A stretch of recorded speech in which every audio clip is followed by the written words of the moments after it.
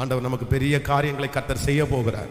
அவர் நமக்கு சொன்ன எல்லா வாக்குத்தத்தங்களையும் அப்படியே கர்த்தர் நிறைவேற்ற போகிறார். நம்மிடத்திலே ஆண்டவர் எதிர்பார்க்கிற ஒன்று, அதை விசுவாசிக்கிறதற்காக ஆண்டவர் நம்மிடத்திலே எதிர்பார்க்கிறார். ஒரு வாக்குத்தத்தம், ஆண்டவர் பேசுகிற வாக்குத்தத்தம் நம்முடைய வாழ்க்கையில நிறைவேறுவதற்கு, நம்முடைய வாழ்க்கை முற்றிலும் பரிசுத்தமானதாய் அந்த வாக்குத்தத்தம் நமக்கு ஆண்டவர் நிறைவேற்றுவதற்கு தகுதியுள்ள பாத்திரமாய் இருந்து விசுவாசித்தாலே போதும். ஆண்டவர் சொல்கிறார், நீ விசுவாசித்தால் எல்லாம் ஆகும் என்று சொல்லுகிறார். அப்ப நம்ம அந்த வாக்குத்தத்தத்தை நம்பணும். அதற்கு காரணங்களை ஏதுக்களை எல்லாம் நம்ம தேடிட்டு இருக்க முடியாது.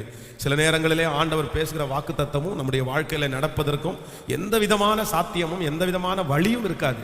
ஆனா நம்மிடத்துல ஆண்டவர் என்ன பண்றார் அப்படின்னா, நீ விசுவாசித்தால் தேவனுடைய மகிமையை காண்பாய். ஆண்டவர் நம்மிடத்திலே அதான் அற்புதம் செய்வதற்காக ஆண்டவர் போய் நிற்கும் போது அவர்களை பார்த்து கேட்கிற ஒரே வார்த்தை அப்படித்தான், விசுவாசிக்கிறையா, நீ நம்புறியா அப்படின்னு கேட்கிறார். அப்போ அவர்கள் சொல்றாங்க, ஆமா ஆண்டவரே நான் விசுவாசிக்கிறேன். ஒரு சகோதரத்துல போய் கேட்கிறார், நீ விசுவாசிக்கிறியா?